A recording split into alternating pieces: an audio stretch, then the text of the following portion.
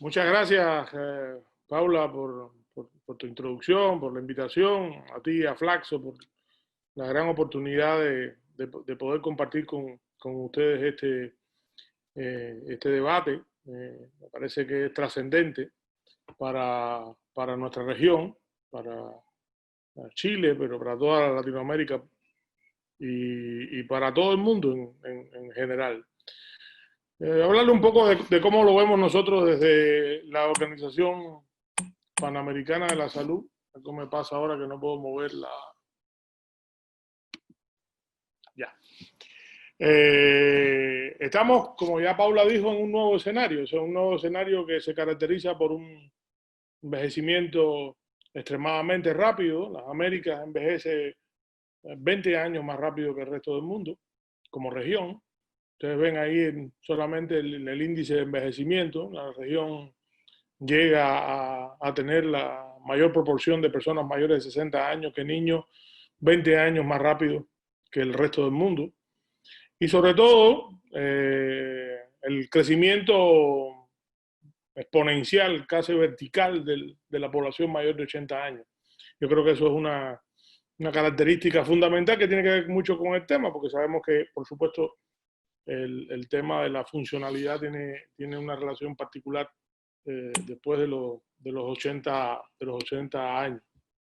Y eso, claro, está muy relacionado con el incremento de la esperanza de vida, especialmente la esperanza de vida al nacer, que como ya Paula mencionaba, en los últimos 50 años aumentó 20 años de esperanza de vida solamente en América Latina. A mí me gusta hacer la reflexión de que la esperanza de vida en la humanidad aumentó a razón de un año por siglo, desde el siglo I hasta el siglo XX, principios del siglo XX. O sea, 20 años en 20 siglos. Y solamente en 50 años aumentó la esperanza de vida 20 años. O sea, eso es antropológicamente algo irreconocible para la humanidad y por tanto muy difícil de adecuar, de adaptar a esos procesos. Pero no solo incrementa la esperanza de vida al nacer, incrementa la esperanza de vida para todas las edades. En los últimos 10 años, la mayoría de los países de la región aumentó la esperanza de vida en casi un año y medio en los mayores de 80 años. O sea, en los últimos 10 años, las personas que cumplen 80 años viven como promedio un año y medio más que hace 10 años. Eso es extremadamente trascendental para el desarrollo del proceso. Sin embargo, no todos son buenas noticias, o sea, no todo es esa buena noticia del aumento de la esperanza de vida y a todas las edades. Pero también con este aumento y este incremento de la esperanza de vida, lo que hemos visto es que se aumenta la brecha entre esperanza de vida y esperanza de vida saludable. O sea, la cantidad de años que vivimos enfermos y con discapacidad, y probablemente una gran parte de ellos dependientes de cuidado. Entonces, todos los países que aumentaron la esperanza de vida, todos los países de las Américas aumentaron la brecha entre esperanza de vida y esperanza de vida saludable. Y que en este momento, como promedio en la región, es un poquito más de 11 años. O sea, vivimos 11 años de esa vida que incrementamos. De esos 20 años, por decirlo de alguna manera, 11 se viven sin salud y con dependencia, o con discapacidad, perdón. Algunos, bastante de ellos con dependencia. Y lo más clásico es que, claro, las mujeres tienen aún un poquito más de esa brecha que los hombres. O sea, las mujeres viven más en la región de las Américas, pero por supuesto viven más tiempo enfermas y discapacitadas. Y eso es un tema importante porque en realidad llevaría al aumento de la cantidad de personas que viven en dependencia, que son de todas las edades, por supuesto, no son solamente las personas mayores, pero el mayor crecimiento, el aumento más significativo de esa dependencia se produce en las personas mayores de 60 años. Y uno va viendo cómo más y más las personas de 60 años y más reflejan el porciento mayor dentro de la dependencia de cualquier país. En Chile estaríamos hablando casi del 80%, hoy en Brasil estaríamos hablando de un 70%, pero en los próximos años la proporción de personas mayores dependientes va a ser la más importante dentro de los países. Entonces, a nosotros Y lo que yo les quería traer lo quiero agrupar en tres mensajes fundamentales. O sea, no podemos permitirnos seguir aumentando esa brecha. No podemos permitirnos que la cantidad de personas que viven en dependencia aumente. No podemos permitirnos que la cantidad de años de personas, años viviendo con dependencia de las personas, también siga aumentando. Necesitamos disminuir esa brecha, necesitamos impactar esa brecha. Hace un poco más de un año en Puerto Varas, durante la reunión de APEC, el ministro de Salud de Japón decía que Japón tiene que disminuir la brecha entre esperanza de vida y esperanza de vida en 3 años, por lo menos, si quieren poder mantener la capacidad del sistema, de un sistema extremadamente reconocido por su desarrollo y su impacto en los cuidados. Si quieren mantenerlo viable, tienen que lograr disminuir esa brecha por lo menos en 3 años. Y nosotros estamos pensando en trabajar en eso, porque los sistemas de salud en realidad no piensan en eso. Nuestros sistemas de salud piensan en la muerte y están construidos para evitar la muerte. Están construidos para trabajar la enfermedad y para evitar la muerte. Pero en realidad están poco construidos para prevenir la discapacidad y, por supuesto, para prevenir la dependencia. Pero nuestros países dieron un paso muy importante en el plan estratégico de la OPS este año, porque los ministros aceptaron incluir por primera vez en la historia de la OPS un objetivo de impacto para el plan estratégico que sea reducir el número de personas mayores de 65 años en dependencia de cuidado. Y eso es un paso fundamental, porque en definitiva nos coloca estratégicamente en un proceso para poder lograr. Nosotros también hemos estado trabajando en evaluar la capacidad de los sistemas para poder desarrollar de manera eficaz, de manera eficiente, ese trabajo. O sea, ¿cuál es la capacidad de adaptación de los sistemas para cubrir estas necesidades de las personas mayores? En este momento hemos trabajado unos 5 o 6 países. Y el primero fue Chile y el último en terminal ha sido Brasil. Y lo que hemos encontrado es que precisamente nuestros países no están adaptados para eso. Realmente no lo están. Esto es una figura regional. Miren ustedes, esto lo que dice es sobre la cantidad de personas que necesita de rehabilitación y no la reciben, hombres y mujeres. Y en la región de las Américas. Miren ustedes la altísima prevalencia de necesidades de rehabilitación no satisfechas en los mayores de 60 años en la región. Eso es fue en el año 2017. O sea, que en realidad es complejo. Y aquí le puse algunos datos de Brasil. Por ejemplo, la proporción de personas con discapacidad en Brasil en los últimos 10 años aumentó casi un 20%. Entonces, eso es extremadamente importante. Solo en 10 años. Evaluando el 2000 y el 2010, las personas mayores discapacitadas con pérdida de su capacidad funcional aumentó en casi un 20%. Y el otro ejemplo que le pongo tiene que ver con un ejemplo que a mí me gusta mencionar siempre, porque es un evento muy simple de entender. Y es el caso, por ejemplo, de la ceguera por catarata. Bueno, el 11% de las personas mayores en Brasil nunca recibieron una evaluación oftalmológica. Y el 80% de los que recibieron esa evaluación oftalmológica y que le encontraron una catarata que debía ser operada porque ya le limitaba la capacidad funcional de la visión, el 30% de ellos no recibieron nunca la cirugía. Entonces, lo que quiero hacer el caso de la importancia que tendría que el sistema de salud trabajara de manera importante por limitar en alguna manera la magnitud del problema, o sea, la cantidad de personas que pueden hacerse o transformarse en dependencia de cuidado.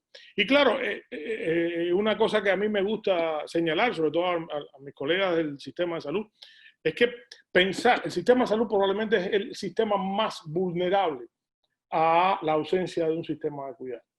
O sea, a mí me gustaba decirle a mis colegas acá en la OPS de que la institución social más frágil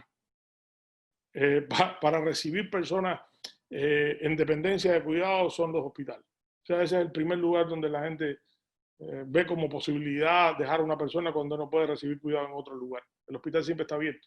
siempre hay una oportunidad para ingresar en el hospital y eso ustedes lo ven claro. Ahí hay algunos ejemplos de Japón, de Inglaterra y ejemplos claros, por ejemplo, de lo que está pasando y los costos que está probablemente teniendo los sistemas de salud. Nosotros calculamos que en Chile probablemente el costo del gasto sociosanitario de personas que están en los hospitales por razones no inherentes a su causa médica, le está costando a Chile unos 400 millones y en Brasil estamos hablando ya de un poco más de 150 millones de esa causa. Y entonces, el COVID. Y claro, el COVID lo primero que ha reflejado es una altísima mortalidad en las personas mayores de 60 años. Mi amigo Miguel Ángel seguro le va a hablar mucho de eso. Pero en realidad en la región ustedes ven que en las 4 áreas, tanto en Norteamérica, en el Caribe, en Centroamérica, en Sudamérica, la realidad es que la sobremortalidad en personas mayores de 60 años es la más alta. La sobremortalidad en personas que viven en instituciones sociales o que son dependientes de cuidado es muchísimo, con muchísimo proporción mucho más alta que cualquier otra.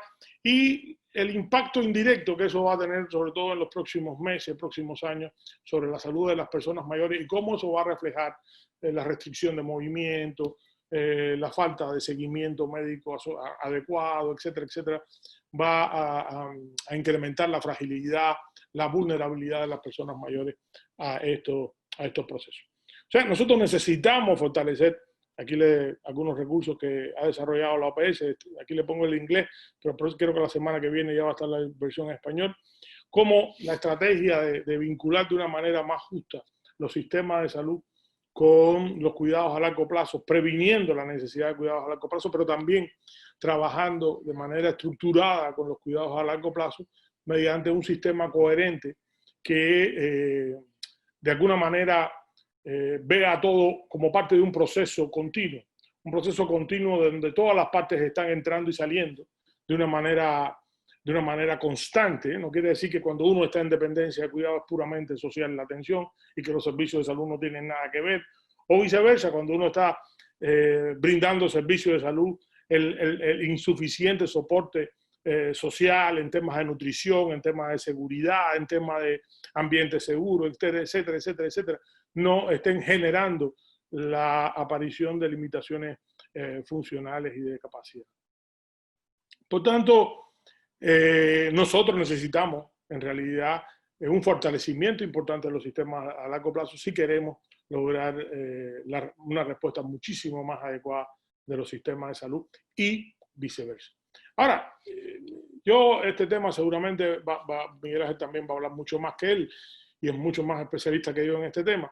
Pero en realidad lo que tenemos ahora es una clara incremento exponencial de las necesidades, muy rápido, por cierto, como diría Paula, y en general nosotros tenemos una contracción de la oferta de los servicios tradicionales por diferentes razones. Y cuando hablamos de tradicionales, estamos hablando del cuidado de la familia, estamos hablando de cuidado no profesional o no proveído por el Estado. Y la contracción de esas capacidades tienen que ver con la transición demográfica, pero tienen también que ver con otros factores, la inmigración y otros que indudablemente la participación de la mujer en el mercado laboral y social, en fin. Hay otro grupo de explicaciones que indudablemente van a generar un impacto fundamental para eso. Y nosotros en realidad estamos empezando a contar esto desde el punto de vista económico. Y estamos empezando a contarlo, y a mí me gusta poner este ejemplo de Estados Unidos, que es un ejemplo que publicó AARP hace 2 o 3 años, de lo que significan los cuidados familiares en un contexto como el de Estados Unidos, que uno siempre piensa, bueno, en el contexto anglosajón los cuidados familiares no son muchos. Bueno, miren ustedes que lo que significa el cuidado familiar en Estados Unidos son 470 billones de dólares. Es mucho más de lo que gasta el gasto de bolsillo en salud en Estados Unidos, mucho más que lo que gasta Estados Unidos en soporte a la pobreza, en Medicaid. Es equivalente a la compañía más grande de los Estados Unidos. Es el equivalente a los ingresos de Walmart. Entonces, si mañana en Estados Unidos la gente decidiera dejar de cuidar a la familia, decidieran de cuidar Estados Unidos fuera a la bancarrota. Por una situación similar deben tener nuestros países, cualquiera de ellos que pudiéramos contar con esa con ese esfuerzo. Bueno, nosotros estamos trabajando en la construcción de la década del envejecimiento saludable. Ustedes saben que el pasado 3 de agosto los países miembros de la Organización Mundial de la Salud, en la Asamblea Mundial de la Salud, aprobaron la década del envejecimiento saludable, y dentro de los 4 aprobaron la década del envejecimiento saludable, que la primera condición que muestra es que la década se tiene que convertir en una década del sistema de Naciones Unidas. Por eso en este momento la década está en el proceso de análisis en la Asamblea General de Naciones Unidas. Nosotros esperamos que a finales del 2020 la Asamblea General de Naciones Unidas apoye la década 2020-2030 como década del envejecimiento saludable, y que nosotros el 1 de octubre del 2021 hagamos el lanzamiento oficial de esa década. Pues una de las estructuras más importantes de la década es lograr crear sistemas de cuidados a largo plazo que permitan el acceso de las personas adultas mayores que lo necesitan a estos cuidados. Ya Paula revisó los conceptos de estos temas, yo no voy a insistir, pueden haber algunas variantes de palabras o de manera de decirlo, pero yo creo que el concepto es el mismo. Como quiera que lo hagamos, yo creo que los principios que mencionó Paula, los principios que mencionan diferentes agencias, tienen que trabajar sobre el tema. Ahora, hay creo que muchos retos, desafíos, que yo creo que parte de estas discusiones pueden llevar a trabajar sobre ellos. ¿Cómo hacemos el caso? ¿Cómo reconocemos la urgencia? ¿Cómo sabemos cómo empezar? ¿Cómo mencionamos o cómo vencemos la heterogeneidad de los conceptos? Yo creo que también Pablo lo mencionaba, tenemos conceptos muy diferentes. Incluso en países, cuando queremos contar de qué estamos hablando con personas en dependencia de cuidado, los países tienen decenas de maneras de contar y la misma cuenta lleva a diferentes maneras. Pero también sabemos que no estamos partiendo de cero, que hay experiencia, que se han dado pasos, que los países no es que no estén haciendo nada, hay mucho que se ha hecho, no de manera sistémica, no de manera integrada, pero sí hay muchas experiencias que pueden trabajarse para eso, y debemos pensar cómo tomamos la decisión. Yo creo que hay algunas estrategias que pueden avanzar. Nosotros estamos tratando de discutir también cuáles son esas estrategias y cómo avanzarlas a corto, a mediano plazo, pero también a largo plazo, cómo llevamos esos conceptos de una manera más rápida. Y yo pienso que estas diapositivas se van a quedar con ustedes, así que ustedes lo van a poder más en detalle. Yo simplemente quería darle una noción y quizás un abreboca de todo lo que la discusión de la academia, de todo lo que la discusión científica puede llevar a este tema. Y seguramente no es lo que dice Trotsky. No podemos hacer ignorancia intencional de este tema. Tenemos que agarrarlo por los cuernos si queremos avanzar. Muchas gracias. Perdónenme los 2 minutos que me